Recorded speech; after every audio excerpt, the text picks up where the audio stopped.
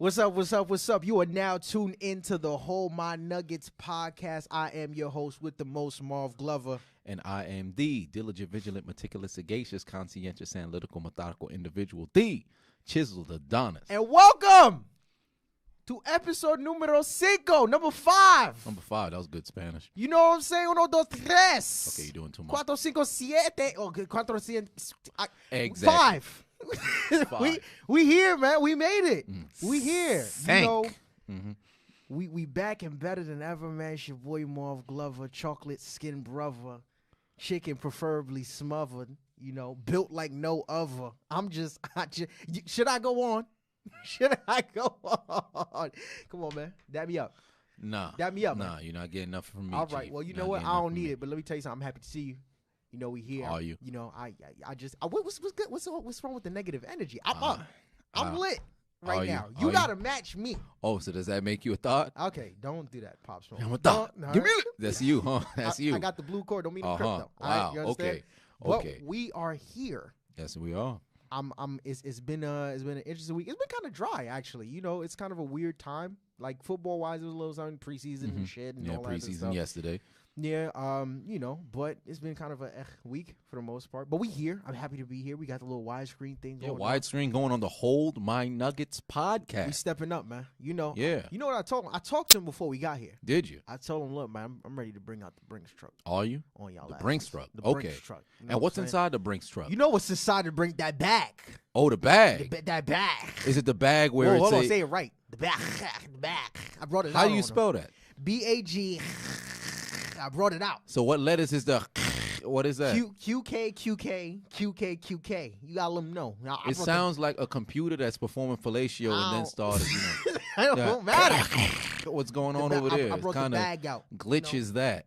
It's ridiculous. I'm gonna update these coasters soon. Well, too. what I would hope was when you went into the Brinks truck Yeah. and what you pulled out Yeah. was 50% sports. 50%. Oh wow, I forgot to do. Oh, I'm trash. Yeah, you are. Oh my goodness. Yeah, you are. All right, here you go. 50%. I mean, I was going to start it, but since you felt as if I was you too hyped. have the I was too necessity turned. to keep going. I was too turned. If you can't see clear enough, the man's beard is coming in, but the mustache is thick as ever.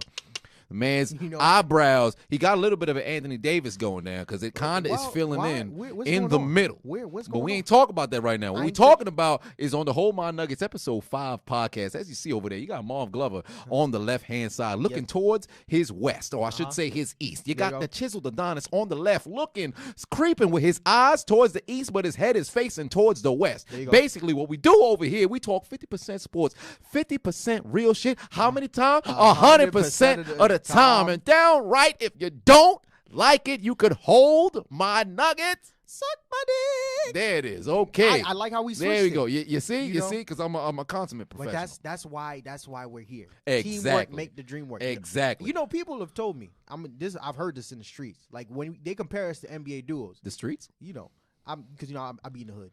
I don't. I do. I live in a gated community. Well, you know, I'm privileged. well, there you go. But you know, in terms of like NBA comparisons, I've heard Shaq and Kobe, right? I've heard. Wait a minute. Carl Hold Malone on. and John Hold Stockton. on. Hold on. right? Hold on. You know. Oh, Hold on. Shaq. Look. Shaq Hold and on. Penny. Hold on. Right? Hold on. Bang, bang, bang. Wait a minute. You know, so I take pride. Thank you for all the people, because they, you know, the fans, they talk to me. I don't know if they talk to you. They talk to me, and they told me these things. These are the words that came from the fans. I'm not curious lying. I as promise you, swear to God. who you've encountered that has said that you, You don't see what's going on. with man? your 4'9" frame, I'm 5'6" and 3/4. I'm on the come up. would resemble a Shaq. Okay, I mean you see In 96, Right. a Shaq. right. In 2001, You know. a Carmelo. Feel me? In 97, and say that I resemble a Kobe Bryant Yes, of sir. a 2001 Yeah. Froby. You know, I resemble a John Stockton, a man who went unnoticed y'all. You know what I'm talking about? when in Barcelona for the Dream Team. You know what I'm I resemble a Penny Hardaway. It's me. It's not you. Now, with bad knees, I would understand. Yeah, but very bad. still, Yeah. But you don't understand. You have zero muscle mass. Well, you're being disrespectful. I think I've been in the gym. None whatsoever. I've been in the gym. I've heard some compliments, clearly, because they're comparing me to Shaq. I don't know.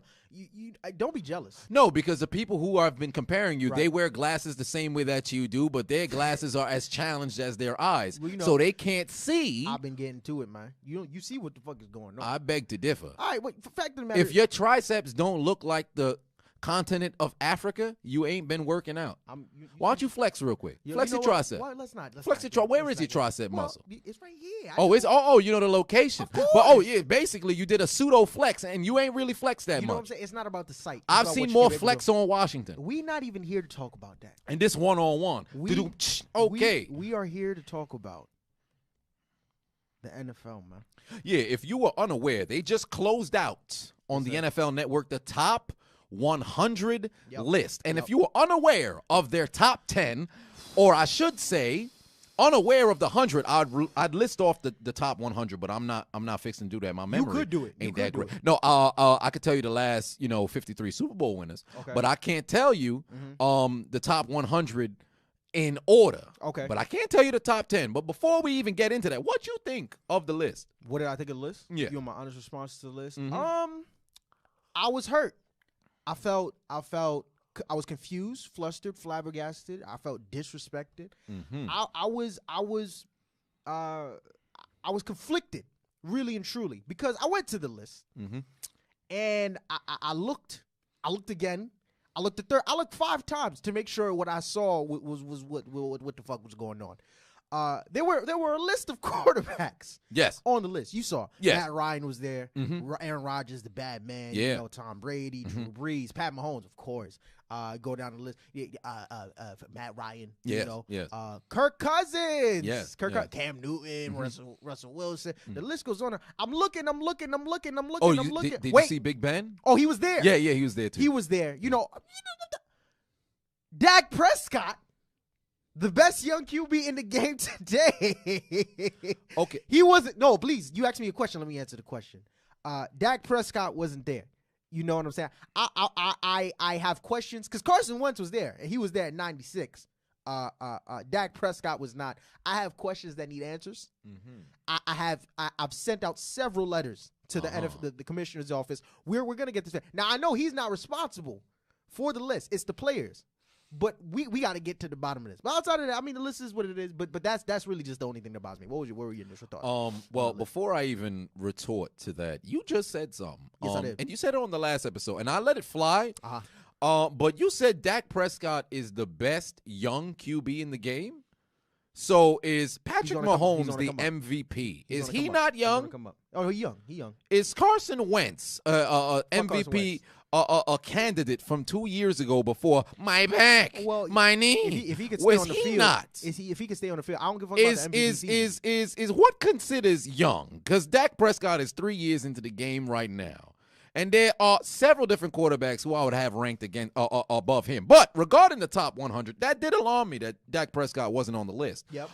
I thought he should be on the list for sure because in the games that he played a full season length versus a Carson Wentz, I would have him ranked higher than Carson Wentz for last year because this is the problem that a lot of people happen to have with this list, or I should say the misconception that people have. They think it's based on, let's just take into consideration their entire career. No, this is entirely last year. Right. So if somebody did not perform well last year, it is perfectly fine with them being ranked behind a ton of people who did well.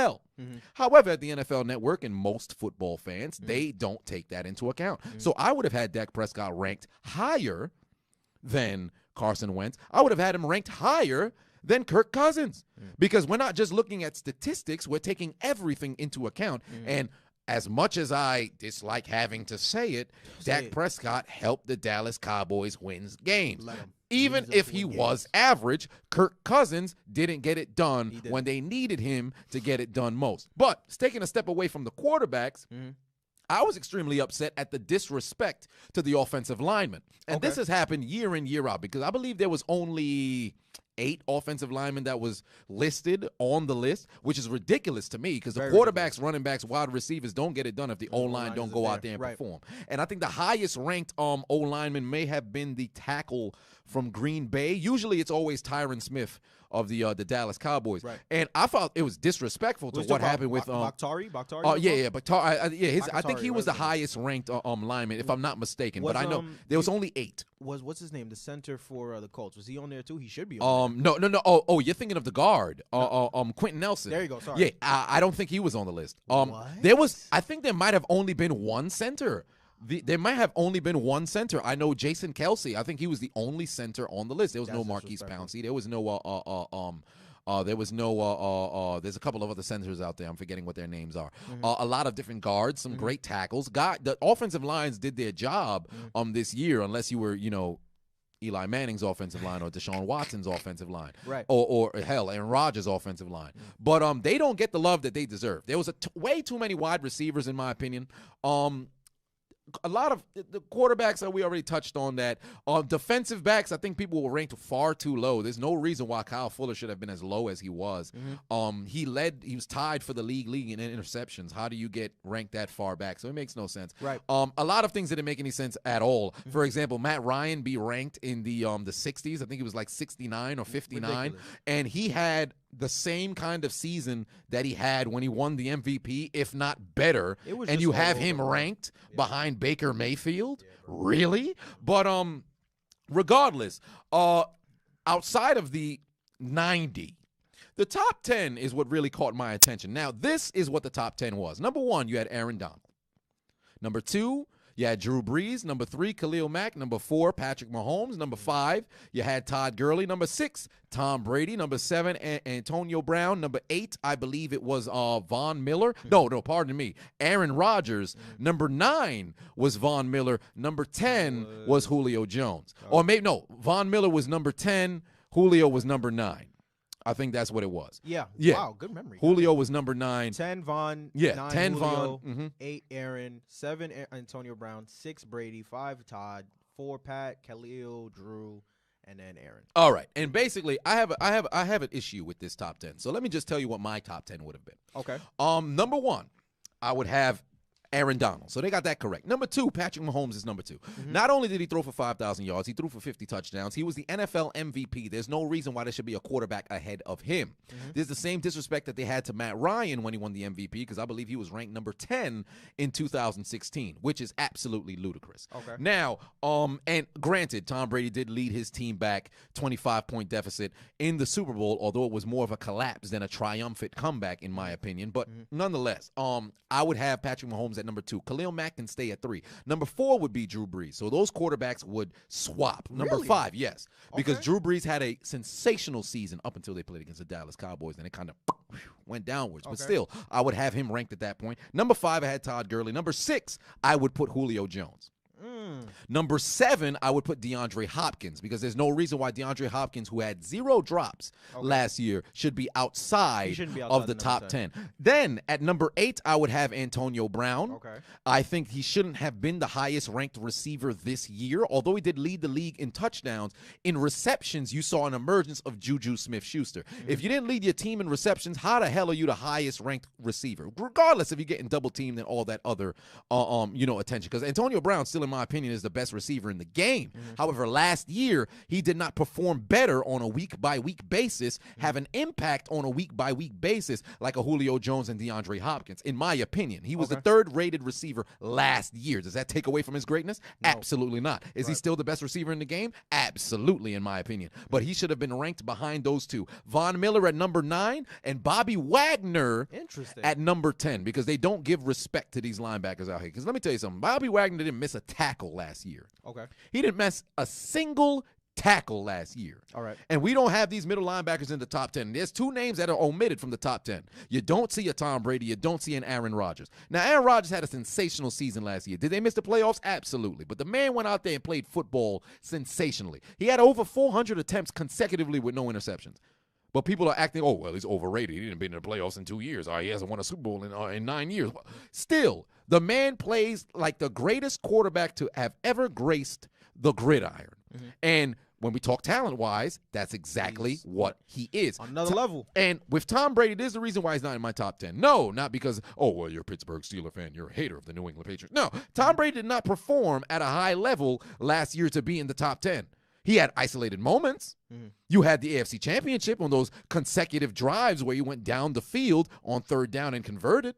However, when you look at the statistics from the entire season, and you see his impact throughout the entire season, it wasn't him as a solitary reason as to why the New England Patriots were winning games. Right. There was a collective of why. And then if you compare that to all the other quarterbacks, he should not even be in the top 5 for the quarterbacks statistically. I would have him in the top 20 based on his not top 20 quarterback, top 20 player. Of his impact. I would have him there. But the top 10 performances throughout the entire year, he's not there. Sorry. He's at like a 13 for me in the top. Bobby Wagner was kind of a surprise to me, but okay, cool. All right. So with my top 10, I agree with you with number 1. I think Aaron Donald goes number 1. Here's the thing. If you have to give Pat Mahomes the MVP, and he's my number 2, but you have to give Pat Mahomes the MVP just because of what comes with the quarterback position and because this is a guy who was a first-year starter and put up, 55? No, not 55. 50, exactly. 50 touchdowns in his first year starting, especially after coming off the bench from last year. Ridiculous. But if it wasn't for that, Aaron Donald easily would have ran away with the MVP this season. This man is unstoppable, and I think I could go as far as to say he's revolutionized. If he hasn't already, he's revolutionizing the defensive tackle position just in terms of, am I bugging? I don't think so. I wouldn't say revolutionized. Perhaps. Just because in terms of like size, you understand? No, they've had those at his size because John Randall was his size. Fair enough. Okay. But with Aaron Donald, I guess it's just the consistent dominance and the numbers that he's got to. Because John Randall was in double-digit sacks. Okay. Majority of the years that he was playing. But Aaron Donald, it's like I'm being doubled and I'm throwing people. His impact was just it's ridiculous. And on top of that, he has a good defense with him. John Randall and that Vikings defense of the 90s. He wasn't necessarily by himself, but it wasn't a consistent basis where the defense was overperforming in a sense. So I guess with Aaron Donald, you can't say he's revolutionizing the position. Yeah, I guess we could say that. So then at number 3, I got Khalil Mack. I think that definitely goes without saying. Number 4, I got Aaron Rodgers. Interesting. Okay. Number 4, I got Aaron Rodgers, and then number 5, I put Julio. Here's the thing with Julio, man. The man's a freak of nature. I mean, it's ridiculous what he's been doing in the league and what he's going to. We know even though the list is based on what's been happening in the last year, what he's going to continue to do as the years come. We sit there and we talk about, he's got a quarterback as talented as Matt Ryan and on all these other different things. But at the end of the day, who's stopping this man? It's ridiculous. So I have him at number 5, Drew Brees at number 6. I got D-Hop at number 7. All right. And I think we have the same 7 and 8. And I got AB at number 8. Vaughn at number 9. I didn't pay too much attention to what was going on with the Broncos last year. I did get a chance to glance at his numbers. He's still dominating. He still is doing what he's doing. I know they're kind of like in a rebuild mode. Yeah. I'm not sure how much of the players from that, 2015 Super Bowl team is still there. I know he's there. Chris Harris is still there, too. Harris is still there. What was the name of that other safety? TJ Ward, he left. No, he been left. Yeah, I think it was the season after he ended up in Tampa Bay. Cool. Wanted him to come to Pittsburgh, but that didn't happen. Yeah, it wasn't going to happen. So we got him at number 9, and then I got Todd Gurley at number 10. Interesting. So okay. That's my top 10. All right. Out of all of those, what do you think? Are there any of them that you're kind of like iffy about? Rodgers at 4. Okay. Probably I wouldn't have him at 4. All right. With what happened with the season. But because again, it's not just all statistically. Right. So I wouldn't have him higher than Breeze. Okay. But I understand why you would have him up there. Gurley at 10, that's interesting. Having him that because he was the touchdown leader, and through 12 weeks he did appear outside of Mahomes to be the MVP along with Donald. True. He was up there. But I guess the postseason performance kind of did take a step back because you did see them plug in C.J. Anderson, and all of a sudden things still went smooth. I was a little confused about that because there were some talks about is he injured, is he not injured, tendonitis, things of that nature. So, but I feel confident of keeping him at number 10. I don't know if he's going to stay there moving forward. I was kind of conflicted, even though I wanted to switch him out with Saquon, but I was like, nah, I think it's kind of iffy. I felt a little weird about putting him in at number 10 anyway, so I was like, all right, let's keep him there. and keep Saquon. It's funny that you said that because I had a little bit of an issue with Saquon Barkley's ranking. Because higher or lower? I don't believe he should have been higher than Ezekiel Elliott. I think that was disrespectful because Ezekiel Elliott led the league in rushing in one less game. He only played 15 games. And more importantly, although he didn't have the same touchdown numbers as he usually has in the double digits or at least close to 10, I think he only had 6 this year. He still led the league in rushing. And Saquon just came onto the scene. Now, granted, he had over 2,000 yards all-purpose. Right. And I understand Kamara's ranking above Zeke because you can make that argument. But I wouldn't have put Saquon in front of Zeke. I'm sorry. I couldn't have done that. Now, if we talk about prospect, then there's a possibility. But and this year is going to be exciting to see how that plays out. But I wouldn't have put Saquon in front of Zeke. Now, but Saquon in the top 10 as the highest ranked running back, I think you're wilding. I think you're wilding. Disagree on that. We can agree. I could not fathom. I cannot envision a circumstance in which I would put Saquon in front of Todd Gurley right now. But there is a question regarding Saquon, what I just said, and the running back that I did not like them having him in front of with Zeke. And you being a Cowboys fan, yes, sir. I have a question for you. What is your thought on Ezekiel Elliott and this holdout that is happening because the man's not? No, he's not at training camp. No, he's not. So we got a situation right now with Ezekiel Elliott. I think he's in Cabo right now. Something that perhaps. Yeah. He in a crop top. I don't know what the fuck he's doing, but apparently, right now, of course, we have the holdout going on with Ezekiel Elliott. The man is looking to get paid with a capital P, deservingly so, because he's a stud, he's a beast. He's led the league in rushing yards. I believe it was on 2 occasions now, right? Yes, 2 of the last 3 years. You know, the question is not just will he get paid, but also should he get paid? Should he get paid? Without question. When you look at the numbers that he's put up, when you look at what he means to the Dallas Cowboys, I think it goes without saying. Will he get paid? I think he will. I don't think the Dallas Cowboys really have a choice. Long term, we'll see what. I mean, they could also franchise tag him. There's also that, but at the same time, I think that he will. I think he will get paid. This is right now we're in a situation where we're a team that has the ability and the talent on both sides of the ball to win now, and I think that it goes without saying. As much as I love Dak Prescott, DP, go Prescott. You understand what I'm saying? Yeah, go Prescott. Go Prescott. As much as I love him, the heart and soul of the offense is Ezekiel Elliott. And I think I definitely do think he's gonna get paid. How much? I don't know if they'll reach a middle ground. I don't know if he's gonna settle. But we'll see what happens. I think he's gonna get paid. What about you? I think he's going to get paid. Now, as for when, that's the question. I don't think Jerry Jones would allow this to get to the season because he's already had this situation before with Emmitt Smith. Right. And Emmitt Smith came back after 2 games, and what did he do? He Go on to lead the league in rushing, win the MVP, win Super Bowl MVP, and after those first 2 games, Jerry Jones was in the house like, yeah, you know what, Emmitt, I'm sorry about everything. Well, you want to come over to my house? Out here we got steaks on the table. So he went and held them down. So what do I expect to have happen? Probably midway through August, right? In about a couple of weeks, right? You're gonna have yourself maybe a private jet. Whatever the case is, Ezekiel Elliott's going to end up getting paid. Is it going to be the highest paid running back in the league? I don't know if his contract is going to surpass Todd Gurley's, but I think this man needs to get paid because the offense does not move if he's not there. Bottom line, because Dak Prescott, he's all right, but if you don't got that run game going, it's downhill. Now, granted, you could see running backs step in because you still saw after DeMarco Murray left, you had Darren McFadden come in, and he still ran for 1,000 yards, but he ain't Zeke. Zeke is a beast. Yes, he is. All right? So you're going to want him on the offense because if he's not there and you leave it to Dak and say, all right, yeah, let's get the ball over to Jason Witten, who's now back. Let's get the ball over to Amari Cooper. Let's get the ball out to other people. I'm sorry. Dak can't win you the game. He's not going to be the guy to win you the game. There's pieces that's there. Right. If Zeke's not there, it's not going to work. And it's funny. because Zeke ain't the only running back. Because you got that other man out in Los Angeles. He just happened to have a little bit more hair. Your boy Melvin Gordon, man. Melvin Gordon. Also in a similar. His situation is way worse, though. I agree. I mean, you hear the reports that's coming out. You had Phillip Rivers who came out, and he didn't necessarily shade him per se, but he comes out and he basically says, they got a great core of running backs. I believe it's Justin Jackson and Austin Eckler. Right?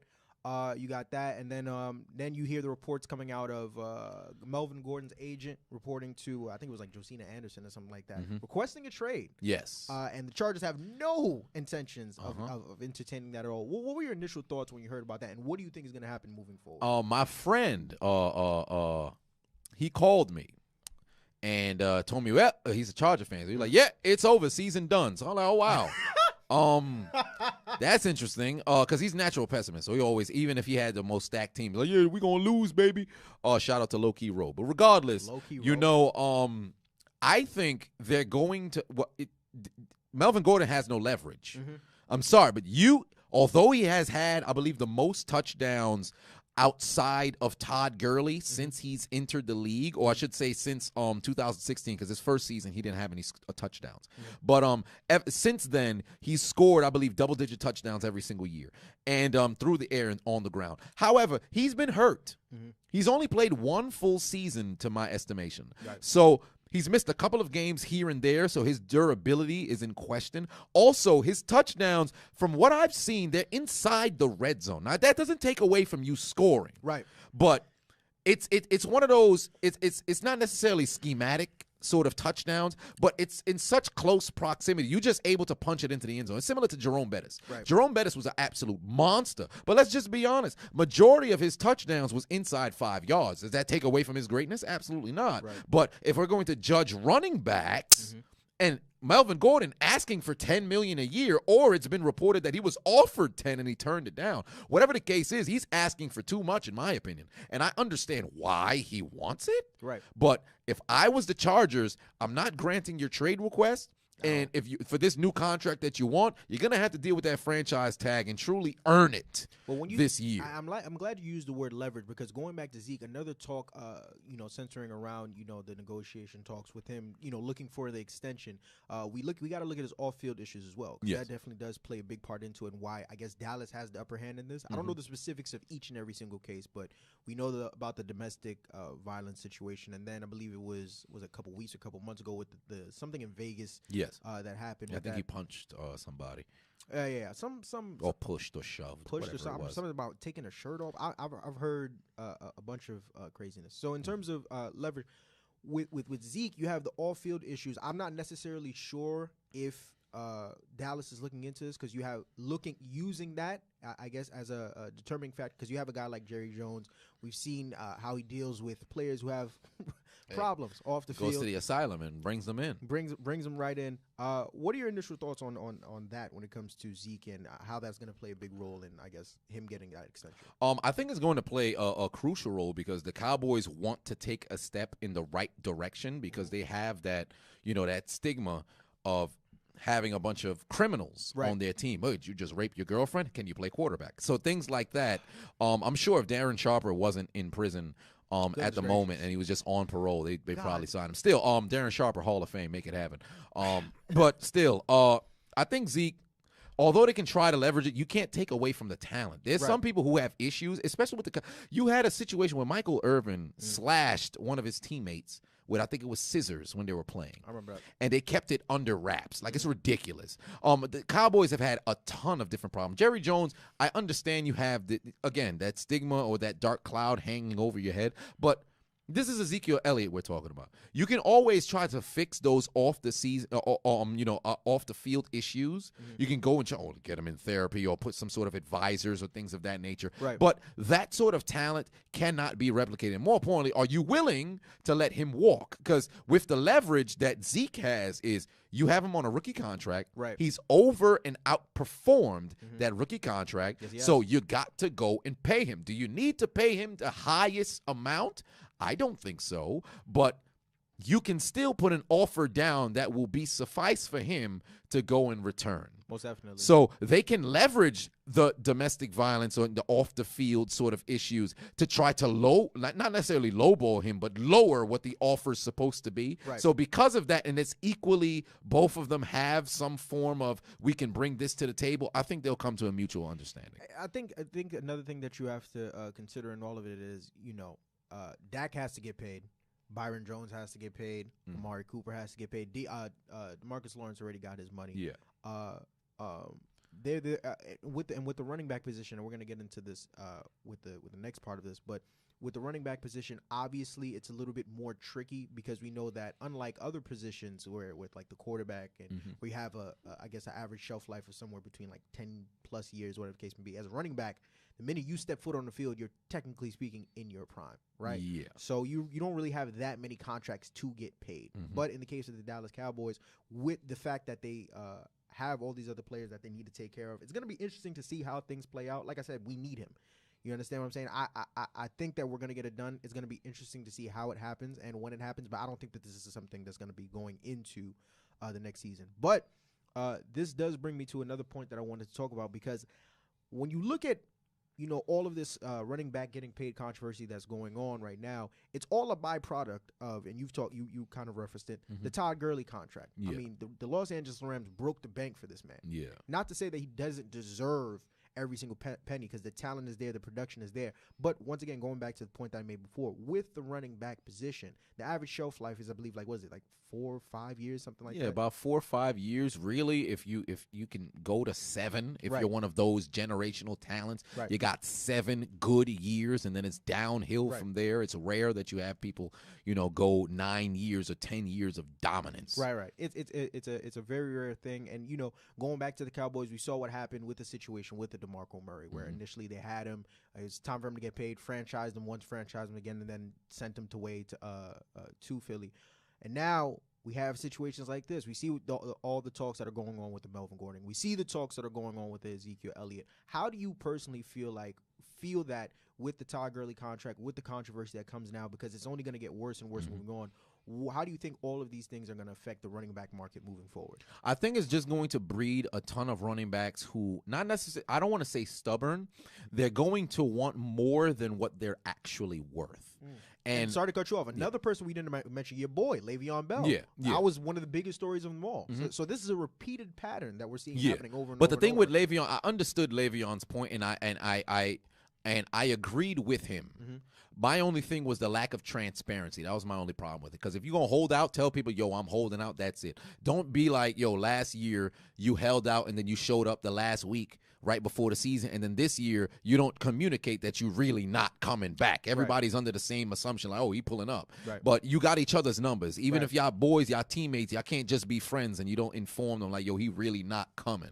So that was my only problem. But with Todd Gurley, there's the interesting thing about it, because he had a $75 million contract. You had 45 that was guaranteed. The other 30 is in guarantees. So he has to fulfill certain sort of milestones to get there. But in the most part, as long as you go out there, you perform, you're getting all of that money.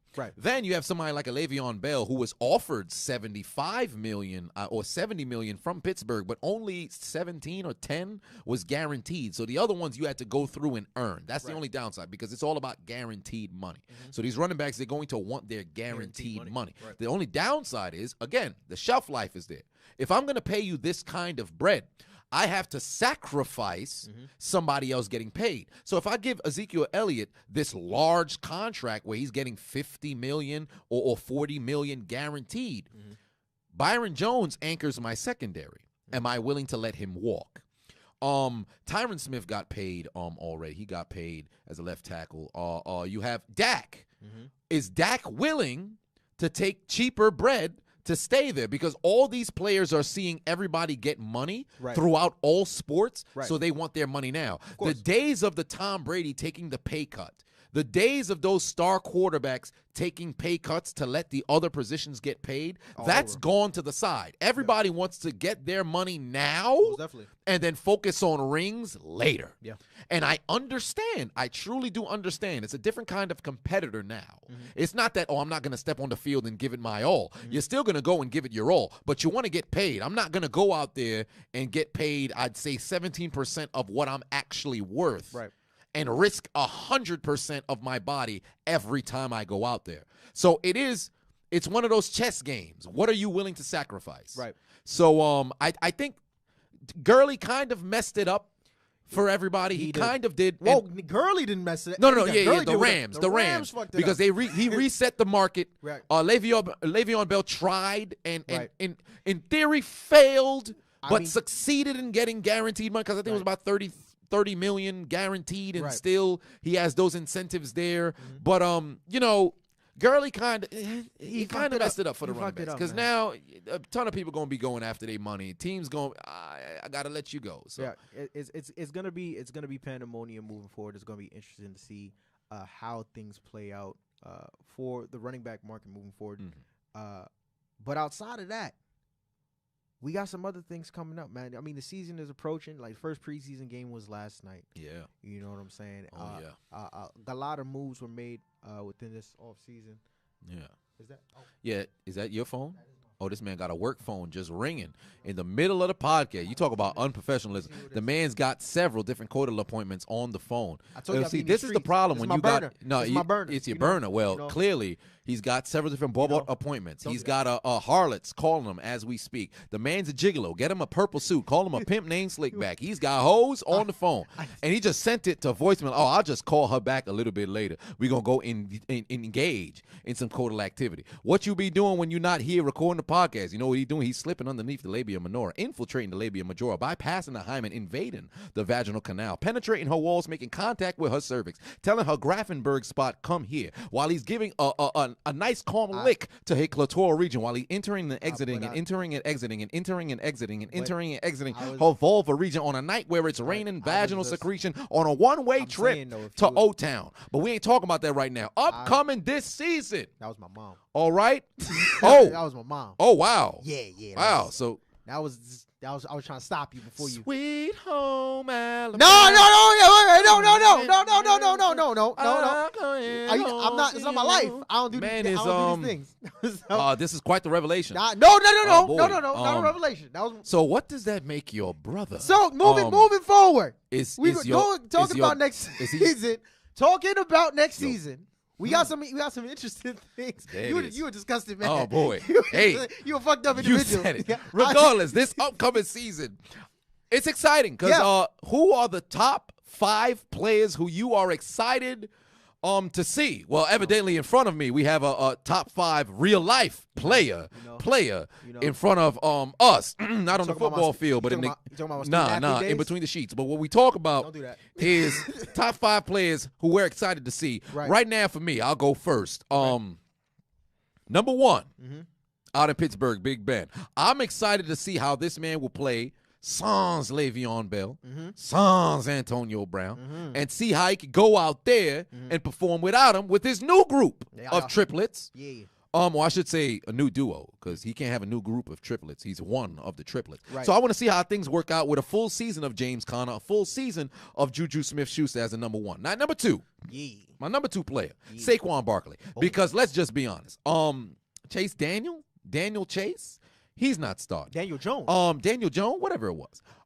Because disrespected him. Yeah, it doesn't matter. No, Chase Daniel's on the Bears, or at least he played on the Bears. Whatever the case is, that rookie for the Giants, he looks scary. He's a very scary. Yeah, I saw a pass. He threw it. It was wobbly. To nobody. And there was one. He got the Eli Manning spiral. But I want to see how Saquon Barkley goes out there and performs with the entire team on his back. If you were calling this the second coming of Barry Sanders, we fixing to see it come this September, because this man's gonna go out there by himself.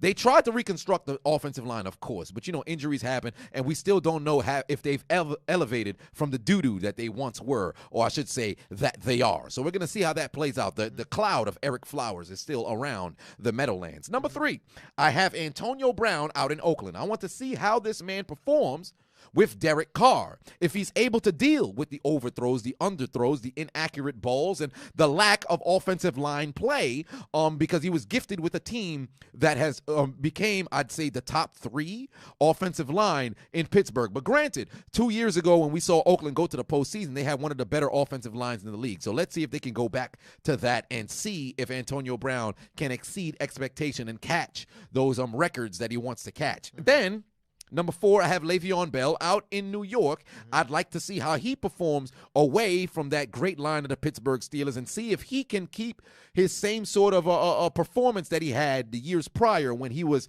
the greatest, or I should say the best running back in the game. I can't say greatest. That includes all-timers. So we'll just say the best running back in the game. Let's see if Le'Veon Bell returns to that form. And coming in at number 5, Cam Newton. I want to see how things work out after the shoulder. Okay. I want to see if he's changed his throwing motion truly, because I've seen some videos in which he has. I've seen others in which he has not. Okay. So I want to see how the Carolina Panthers will perform, because 8 weeks into the season, Cam Newton was playing absolutely magnificent, the best of his career, and then he got my shoulder, and then he went down the drain. Okay. Or as other people would say, Newton down the hole. So I want to see how things are going to play out with them. So that's my top 5 players that I'm excited to see play next year. All right, boom. It's your boy's time to shine. You hear me? You know I'm talking about my top 5. I'm going to start. You started from number 1. I'm going to start from number 5. Number 5, I got Lamar Jackson. Random. A lot of people would say, yes, Lamar Jackson. I said what I said, Lamar Jackson. He's one. I'm looking forward to seeing him play. Reason why is because we saw what happened with him last year during the regular season and also during the playoffs. This was a man who was a run-first quarterback.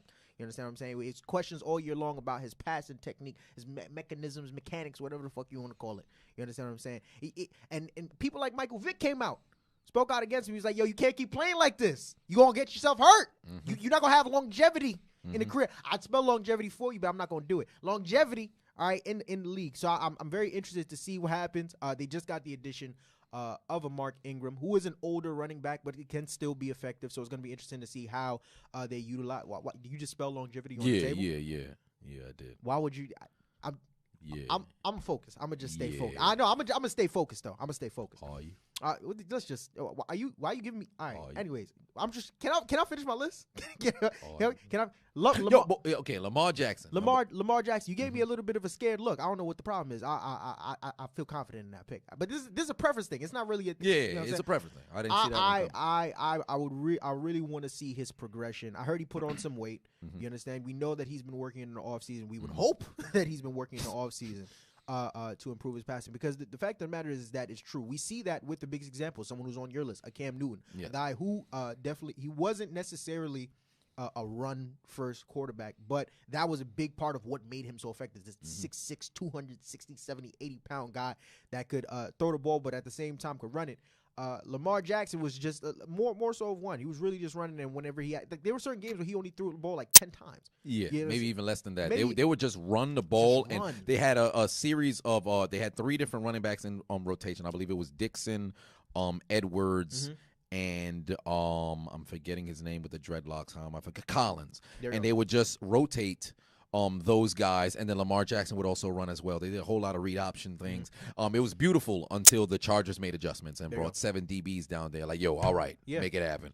So, it's gonna be very exciting. I'm looking forward to seeing his progression as a player and what he's gonna bring to that team next year. Number 4, I got Bake May. Bake me a cake, patty cake, Baker Mayfield, the starting quarterback of the Cleveland Browns. Here's the deal. His first year in the league, I don't remember exactly how many games it was before he came in. I think it was like halfway through, like 4, 5, 6. You would probably know. How many 3. Games? 3. I was close. 2.5. Was it 2? Really? 2.5. Yeah, it was week 3 Thursday Night Football against the Jets. Boom. There you go. Boom. Beautiful memory. Baker Mayfield. Here's the deal, man. He came into the season. He didn't start from game 1, but when he did, he took the league. I don't want to say he took the league by storm, but he definitely proved his worth and showed that the man could ball out.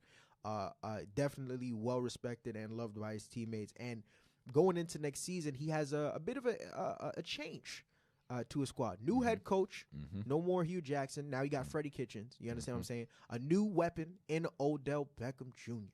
All right, Jarvis on one side, Odell on the other. David Njoku, the Joker. David Joker. I watch from the mountains. You understand? But you got that. It's challenging. Kareem Hunt, who's going to be coming back after game 10, I believe it is. Who's their starting running back now? It is Nick Chubb. There you go. Also, a stud at running back. Not all that great, but he's solid. So he's got a lot of weapons at his disposal, and now we're going to get the chance to see him play an entire season. The talk all year long was that if he had played from game 1, that the Browns would have made the playoffs. I agree with that. Now, you got to – I know Steelers fan. I know you disagree, but there you go. All right, next season is going to be interesting to see. Now he has not just a new weapon, but a new personality in an Odell Beckham Jr., and it's going to be interesting to see how things play out for him. Now he has a full season in front of him, new head coach, new weapons, new all that. So I'm definitely looking forward to seeing him on that. Number 3, a name I just mentioned, man, Odell Beckham Jr. The one cat, bend it like Beckham, the one-handed bandit. He cut his hair, so I can't say nothing about his hair. But the fact of the matter is this, man. Look, the man's a stud. One of the most talented, if not the most talented, talented receiver in the league right now. I would agree. And he's making a big transition, going from the Big Apple to the mistake by the lake, Cleveland, Ohio. What the fuck? What is there to do in Cleveland? I mean, Braun's gone. It really Cry. Yeah, into Lake Erie, the mistake by the lake. It's gonna be interesting to see what that transition is like, man. You know, he's already making headlines with some of the interviews he's been doing, talking about what the transition has been like for him. I mean, it's ridiculous. But the fact of the matter is, you can't deny the man's talent. He has a better quarterback throwing him the ball now. Yes. But at the same time, I gotta, and this is kind of if I could, I would write OBJ / Freddie Kitchens on there, because it really ultimately comes down to what kind of game plan and what they scheme up for those two. You have 2 number 1 options on the field, on the same team at the same damn time. I got to see how they make it work, especially with the kind of personalities. Even though him and Jarvis are brothers, whatever the case may be, I got to see it. I want to see it. I'm excited to see that. Number 3, a name that is kind of, we haven't really. No. This is number 3, brother. Oh, I'm bugging. Number 2. Yeah. Yeah. You were going from 5 to 1. Yeah. Oh, I went from 1 to 5. Okay. Go. Yeah, fair enough. Number 2, a name that was very, very hyped before the draft. Now that the draft is over and we're talking about preseason, all those things, we haven't really heard much from him. Granted, probably because his team won't win all that much this year. But Kyler Murray, also another person where if I could, I would put Kyler Murray / what's the head coach? Cliff Kingsbury. Yeah. I'm very interested to see what happens with Kyler Murray this upcoming season. I already know your thoughts on it. I'm gonna let you get to it. But the fact of the matter is this, man. This man isn't just coming into a team where, you know, they didn't have a quarterback and, you know, they drafted him number 1. This is a team that just the year before in the first round drafted a Josh Rosen, didn't even give the man a second season to prove himself, sent him to the Miami Dolphins right after they drafted Kyler Murray, and he's coming into a system where they have no offensive line. They have their number 1 receiving option is a Larry Fitzgerald, who, listen, Father Time waits for no man. So I don't really know what to expect from that. And the man is 5'8", 5'9". He might just be 5 foot. I'm concerned, but at the same time intrigued to see what they are going to make of this move. The man was a Heisman Trophy winner in college, but this ain't college no more. Nope. You on the National Football League level. So I'm very excited to see it. Me and you have talked about this off camera. You can express whatever it is you got to express about Kyler Murray, because I know you want to say it. Go ahead. Yeah, he's gonna die. Wow! It's gonna be bad because there's no line to protect, and people are expecting him to just come in and electrify. Now, granted, his athleticism is going to be on display. He's going to make a lot of plays. However, you go into an organization that just gave away their number 1 pick from last year, just like that. Just like that. They didn't give an opportunity. So who's to say that front office is even going to give you that same opportunity? There's a lot of pressure that's there. And on top of that, you don't have a safety blanket that is young that you can grow with. Now, granted, you get gifted a Larry Fitzgerald who still has, in my opinion, the greatest hands of all time. Right. You can always get the ball in his area code, and he's going to catch it. You throw it in Wyoming, he'll catch it in New Mexico. You throw it in Maine, he'll catch it in Texas. So it doesn't matter where the case is. He'll be there.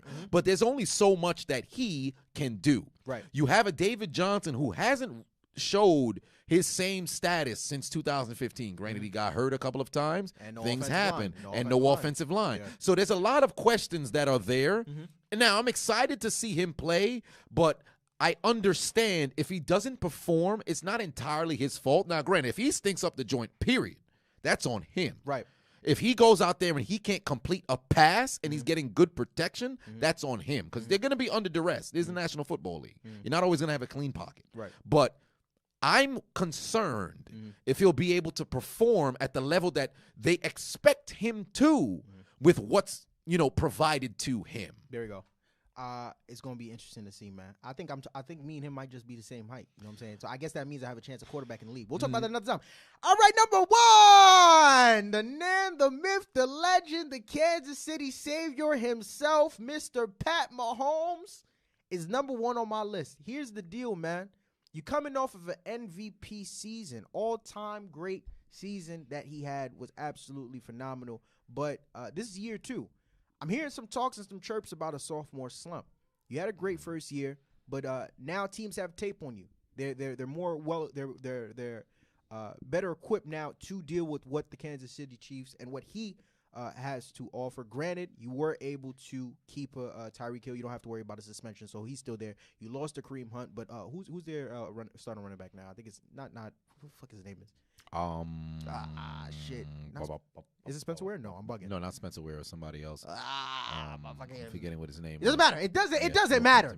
It doesn't matter.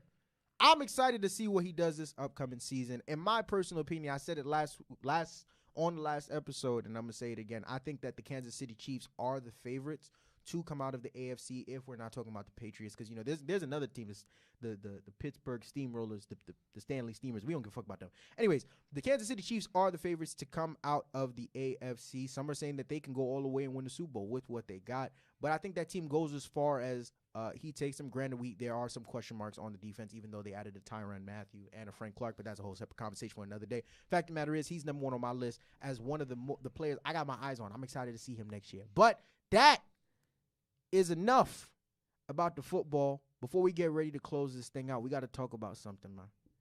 We got to talk about a special someone, man. We got to talk about a dude. You know who I'm about to bring up. Damian Williams. That's the running back. I think that's what the running back's name was. You one of those that you can't let it go? I could not. I think it's Damian Williams. Somebody let me know if it's Damian Williams who's going to be the starting running back for the Kansas City Chiefs. Let me know. I think you might be right. Yeah, I think I know. If it's not, I know Williams is the last name. I know it's that because Spencer Ware, he's not. He ain't it. Sharkandrick West, he ain't it. So it's got to be Damian Williams. I think he's the one who came in and started stepping up. I mean, you're gonna Google it. I'll figure it out at that point. Fact of the matter is, I'm excited to see him play, but like I said, we got to Carmelo Anthony. Well, no, you can't say it like that. You gotta say it like they said it in the arena. Carmelo Anthony. Go ahead, go. Yeah, I ain't never heard that in the arena. I ain't go to their games. I'm saying, say it the way I'm saying it. Today was Carmelo Anthony. Yeah. Basically, you're not gonna say it. Nah. Basically, I'm saying I'm gonna give you a chance to say it. Yeah, because you might not get an opportunity to ever hear it in an arena because there's a lot of questions about Carmelo Anthony.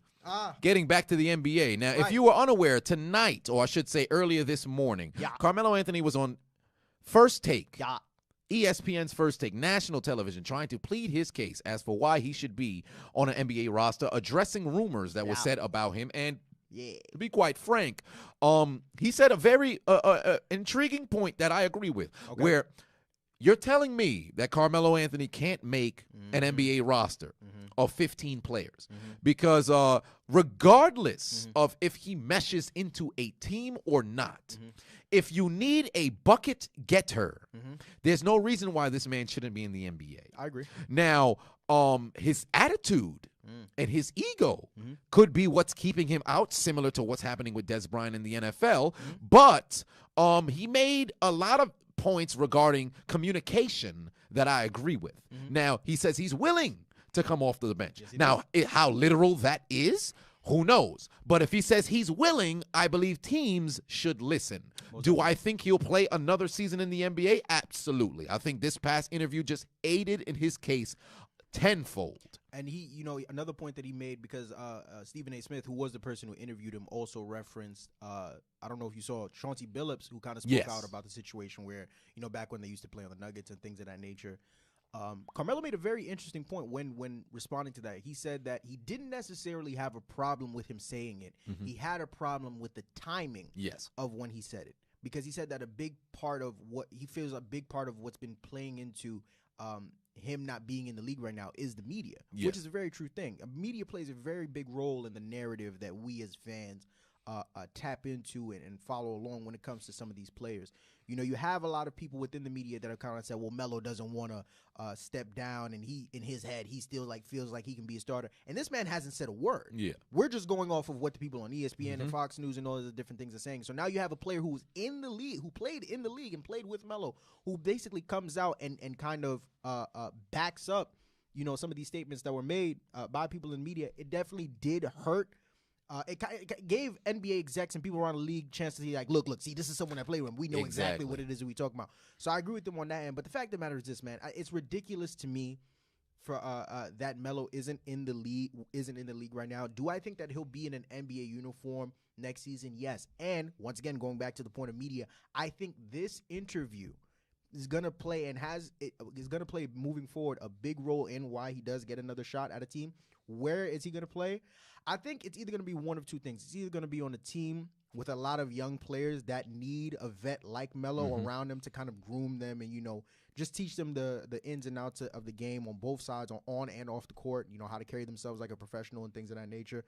There's going to be that. Or it's going to be on a championship team like a Lakers, because that's the team that we heard of, a Clippers, or things of that nature. That just maybe need a depth piece. They don't really necessarily need a Melo, but having him in that second unit, guy that's going to come off the bench, give you quality points, you know what I'm saying, going to be able to contribute.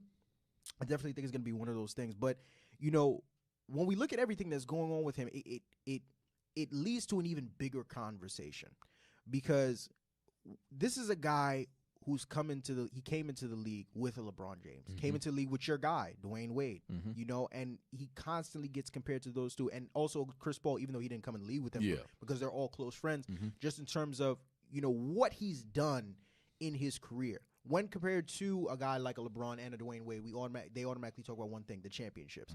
Melo's never played anything past a Western Conference Finals. So I got to ask you, when it's all said and done, looking at everything, looking at his career, looking at what's going on right now, what do you think Melo's legacy is going to be? Let's say whether it was today, if he didn't play another game in the league again, or maybe he does play another season and then he's like, all right, I'm out. What do you think his legacy is going to be? It's going to be very unfortunate. I think that he'll go down as one of the greatest scorers of all time, but that'll be a distant memory because he did not win a championship in the class that he came in with. Because when you say a name like LeBron James, you hear three-time champion and arguably the greatest of all time.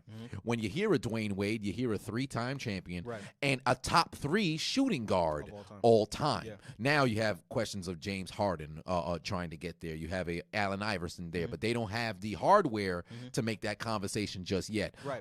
And then, or even with a Jerry West, but you lost 8 times, so that's why they're going to continually have Dwayne Wade at 3. You have a Chris Bosh, 2-time champion. Now, he may not go down in allure as one of the greatest power forwards of all time. Now, if he stayed on a team by himself, he could have had that opportunity, because people forget how much of a beast Bosh was. But he's got some hardware. Hell, Darko Milicic, he came into the league and won with the Pistons. Did he do anything on the team? Not so much. But he's got some hardware. And there's other names in that 2004 class who've got hardware. And a bunch of other players who have played at the same level that Melo has played as, and they've got championships. So when you talk about comparing those small forwards, Melo's not in that conversation because he don't got a ring on his hand. And it's going to be usurped because of his attitude and his lack of being able to surrender having to go and score 30 for the chance for his team to win.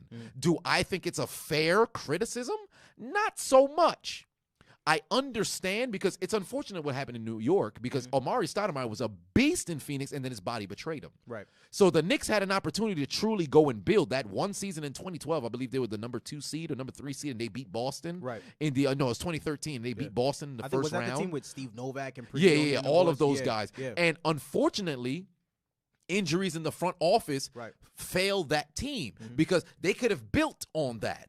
Some injuries happened. The front office failed to sign other people and things of that nature. So it's not necessarily Melo's fault. He never had that team, and he mentioned that in this interview. He never had that core around him. So his legacy is going to be really mistaken.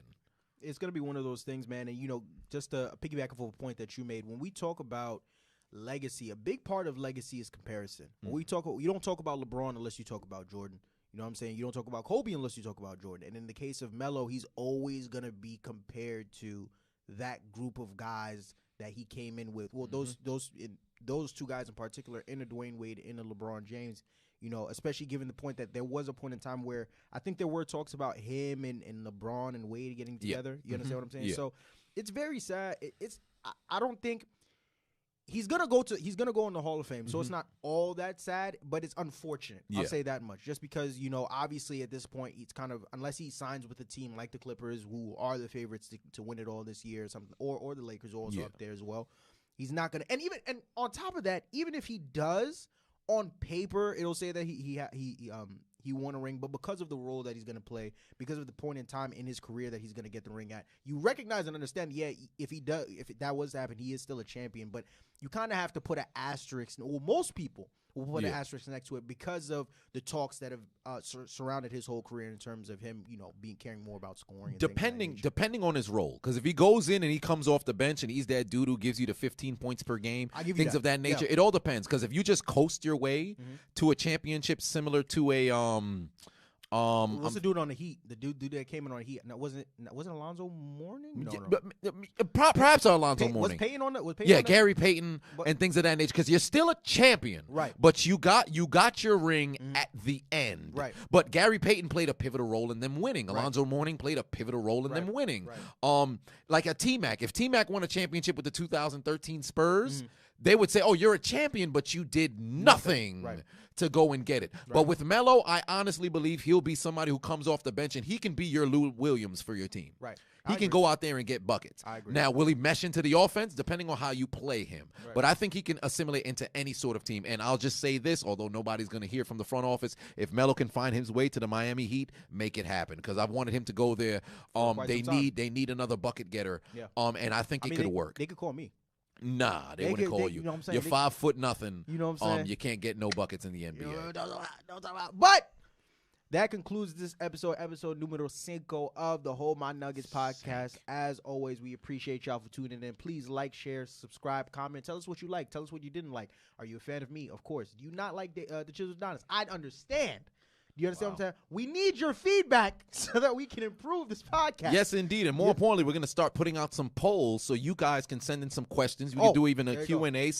We could possibly even have your topics on the show. We're going to make this, very interactive. Who knows? Maybe in the future we can even throw in some phone lines and open up the lines and talk to the people. But we ain't talking about that right now. What we are talking about is what we talk about always on the podcast. And what is that? 50% sports, 50% real shit. 100% of the time. And if you don't like that, you go Hold My Nuggets. Suck my dick. Thank you. Good night.